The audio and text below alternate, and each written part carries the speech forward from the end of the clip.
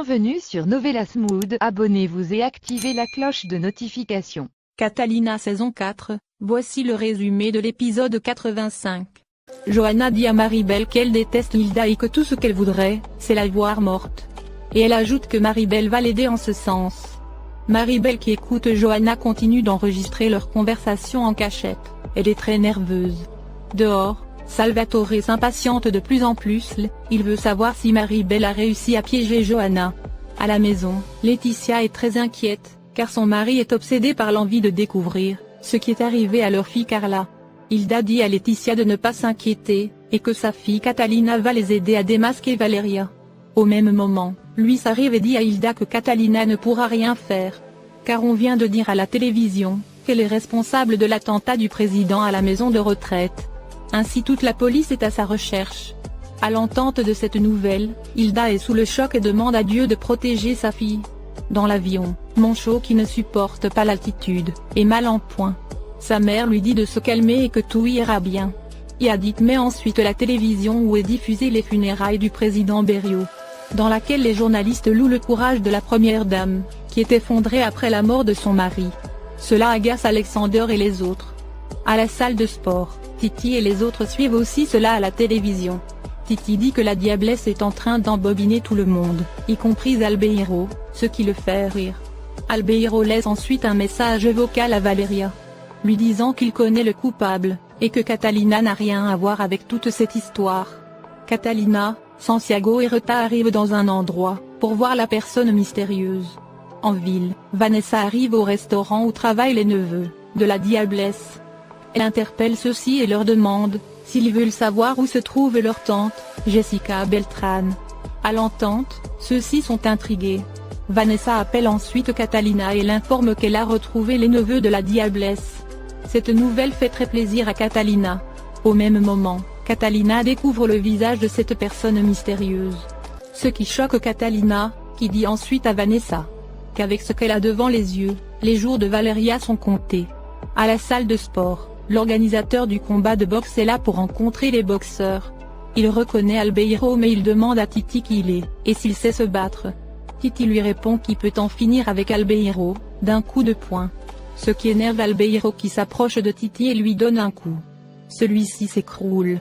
Titi se relève ensuite mais il continue de provoquer Albeiro. Cela fait plaisir à l'organisateur qui apprécie cette rage. Celui-ci leur dit qu'ils doivent garder toute cette colère pour le combat. Et il assure qu'ils vont se faire beaucoup d'argent. De l'autre côté, Johanna a payé un homme pour que celui-ci lui retire son bracelet électronique, afin de pouvoir sortir. Maribel lui dit qu'elle ne peut pas faire ça. Sinon la police découvrira qu'elle est sortie. Johanna conçoit cela, elle se lève et dit à Maribel que c'est elle qui l'aidera pour ça. Johanna saisit une bouteille et la fracasse sur la tête de Maribel, qui s'évanouit. Johanna satisfaite demande à l'homme d'attacher le bracelet sur Maribel. À la salle de sport, l'organisateur et les autres discutent de la part d'argent qu'ils vont recevoir. Après de longues négociations, les deux camps arrivent à se mettre d'accord. L'homme dit ensuite à Albeiro et à Titi de se tenir prêts, car le combat aura lieu dès ce soir.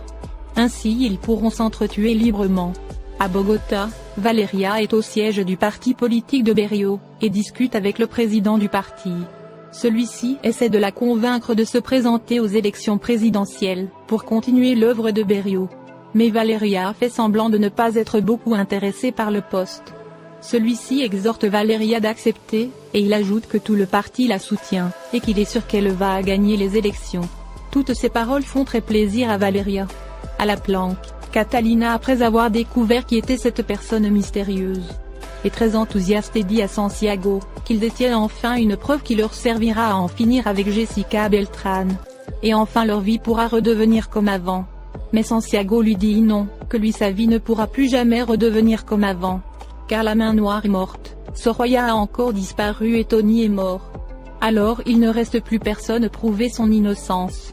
Santiago triste ajoute qu'il n'a plus rien, car leur famille est détruite, ses enfants le détestent et ont pris un mauvais chemin. De plus lui et Catalina ne sont plus en couple. Santiago triste ajoute qu'il ne lui reste plus rien, et que sa vie est complètement ruinée. Ces mots de Santiago attristent et inquiètent Catalina. Surtout la manière dont il parle, Catalina le prend dans ses bras pour essayer de le réconforter.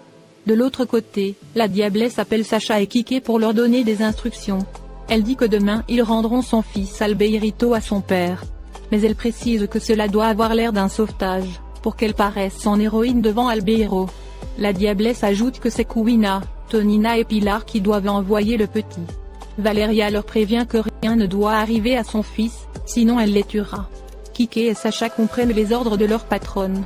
Au quartier, Salvatore qui attend toujours devant la maison de Johanna est impatient, et dit que Maribel a trop duré. Mais Matteo le calme, et lui dit que sûrement elles sont en train de papoter entre filles. Mais Salvatore veut rentrer pour voir ce qui se passe. À l'intérieur, Johanna a mis son bracelet électronique sur Maribel. Elle l'a déshabillée et porté les habits de Maribel, avant de l'attacher sur une chaise. Maribel furieuse traite Johanna de folle, et lui dit qu'elle va payer. Mais Johanna remercie Maribel pour son aide et elle sort ensuite, laissant Maribel complètement désespérée. Johanna dehors monte dans une voiture.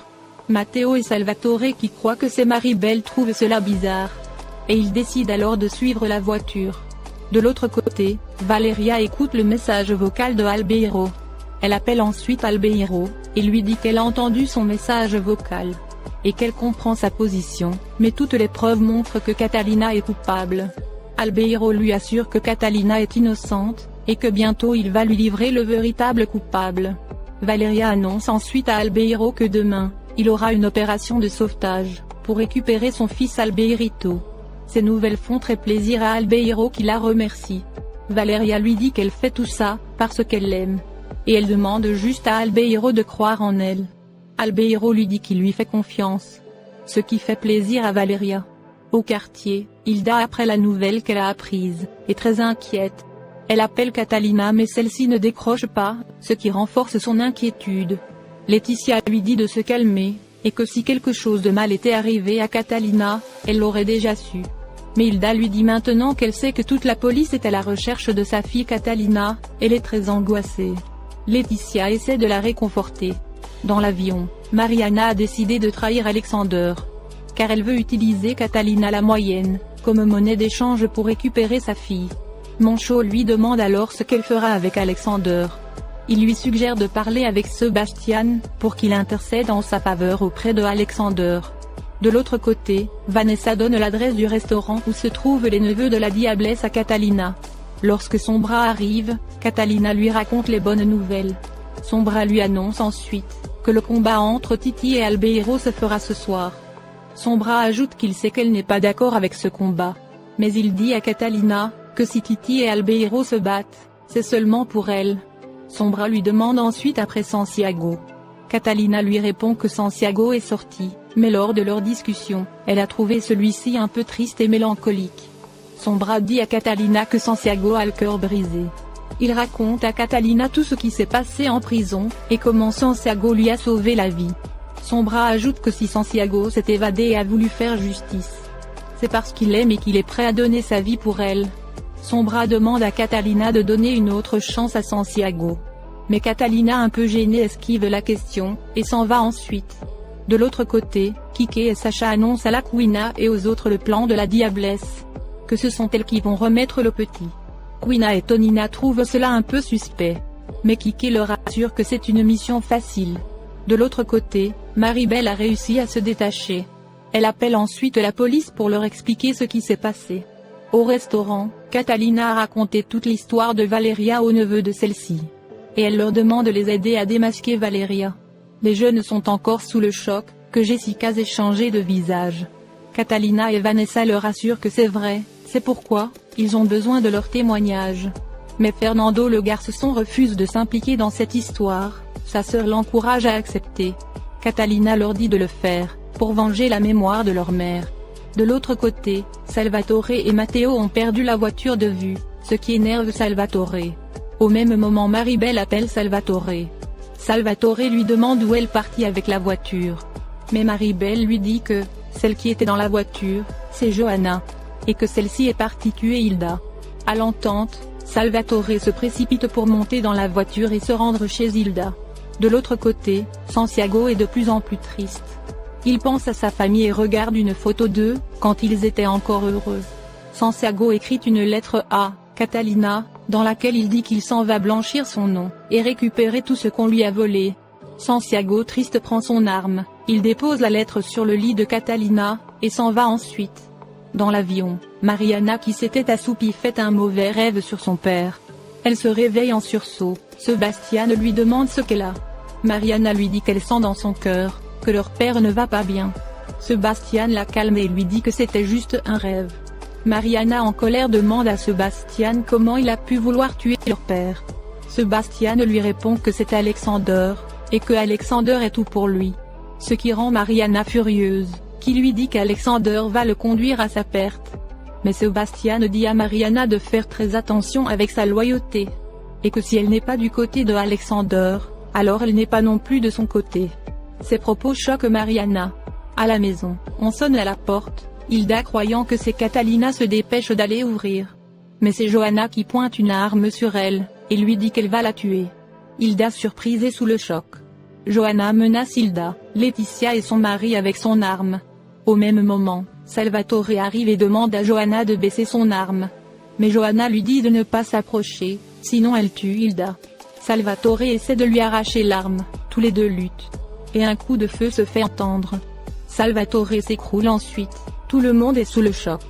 Johanna essaie encore de tirer sur Hilda, mais Matteo l'en empêche. Johanna lui donne un coup et s'enfuit. Matteo la poursuit.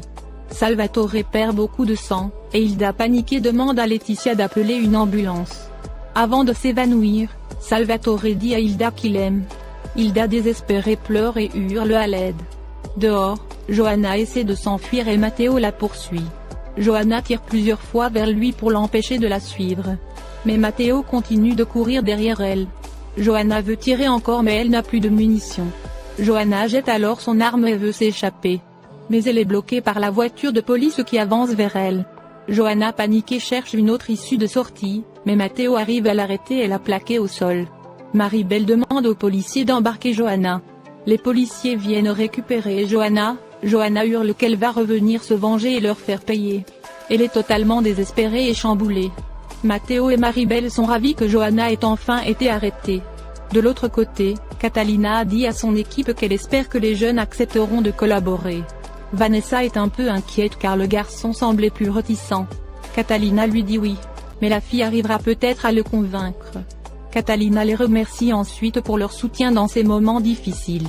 Lisette, Francisco et Vanessa lui disent que c'est normal, car ils forment une équipe. Vanessa a dit ensuite à Catalina qu'elle a une mauvaise nouvelle pour elle. Et que Ruben vient de fermer leur agence. Vanessa lui montre la lettre officielle de fermeture. Catalina en lisant cela est complètement abattue et déboussolée. Elle n'arrive pas à croire que tous ces malheurs lui arrivent. Merci d'avoir regardé l'épisode. Dites-nous en commentaire ce que vous en avez pensé. Abonnez-vous et activez la cloche de notification pour ne pas manquer les prochains épisodes.